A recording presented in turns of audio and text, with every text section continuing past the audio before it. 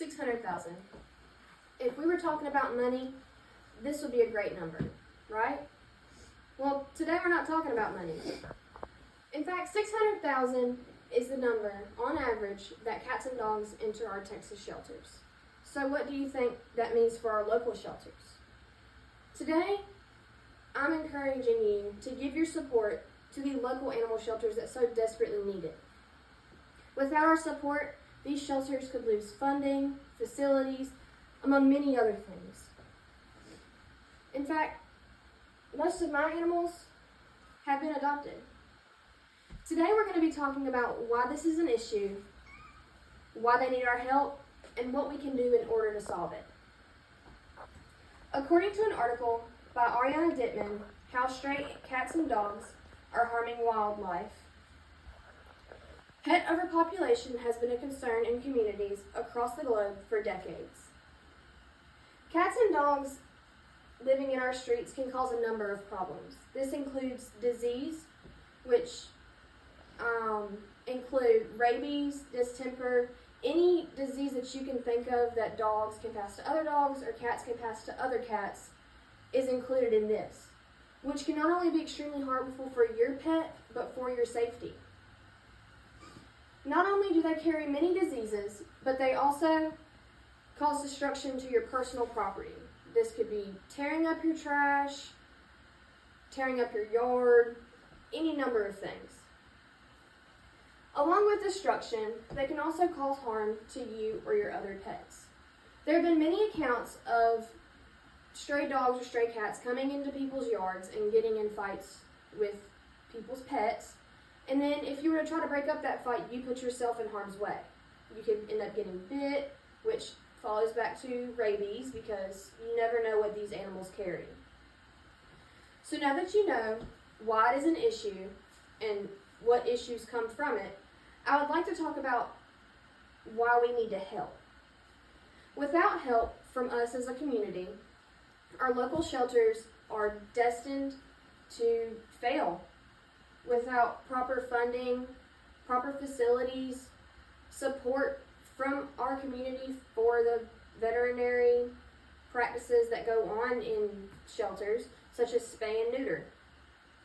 According to the APCA in their article, 7 Reasons to Support Your Local SPCA, supporting the SPCA means you're helping to find animals find new homes, as well as supporting the SPCA vet clinic that keeps many animals safe and healthy until they find their forever home. So, one of the biggest issues that we come across in the shelters is the products of mass breeding. Mass breeding leads to overpopulation in our community and is never good for the animal. They can end up living their entire lives in these shelters just wanting to find their forever home. Mass breeding, or backyard breeding as I like to call it, is when people who honestly should not be breeding animals are doing it, but they're doing it in an excessive amount in order to profit off of it. But what many don't know, if they're unable to sell the litter or any of the puppies, they'll go to puppy mills. Puppy mills essentially kill young adolescent dogs because they can't find a home.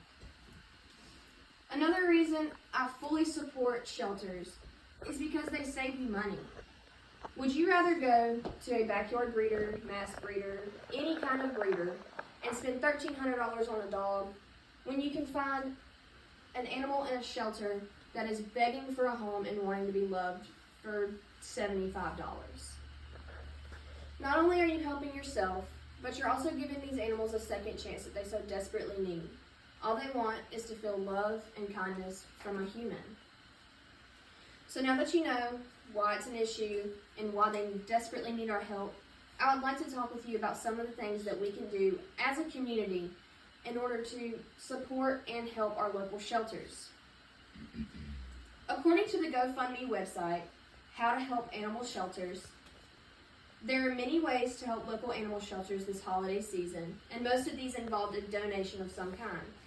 With the holiday season approaching, there are going to be tons of animals coming in because parents want to get their child a puppy for Christmas. But what they don't realize is that a dog or a cat is a forever commitment, and they end up getting put in local shelters. So what can you do? You can donate, whether it be money or supplies. I have a list of supplies here that you can donate that would substantially help these shelters. If you think about it, on average, a bag of dog food can cost anywhere from $30 to $60. That's a 50-pound bag of dog food. And let's say that our local shelter houses 150 to 200 dogs. You do the math on that, because that's multiple bags of dog food each day that it takes to care for these animals. Things like garbage bags could even help. Blankets, old collars, it doesn't matter as long as you're donating something.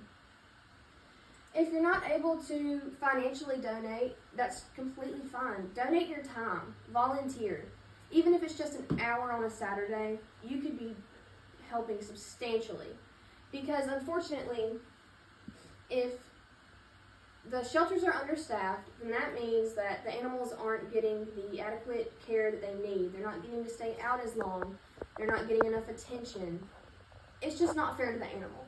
So you could volunteer your time, because it not only helps the animal, but if you're a high school student like me, those volunteer hours look really good on scholarship and college applications. My favorite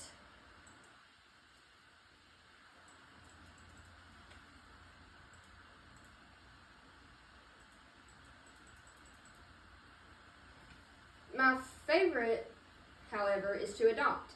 I fully believe that adopting animals is the number one way to go. Adopt, don't shop is my slogan. But it's not only the fact that you're saving money, but the fact that no matter where you go, what animal shelter you go to, all of the animals in there want a second chance, and they just want somebody to love them. So by giving them a second chance, you have your best friend. I know for a fact that my dog, I adopted her, and I don't think I could survive without her. So these shelters desperately need your support, and I am asking you to do what you can, donate what you can, and spend whatever time you can there. So now that you know about why strays in our area are an issue, why the shelters need our help, and how you can help them, I hope that you truly consider doing so. Because without our help, our shelters could crumble from the inside out. How long was that?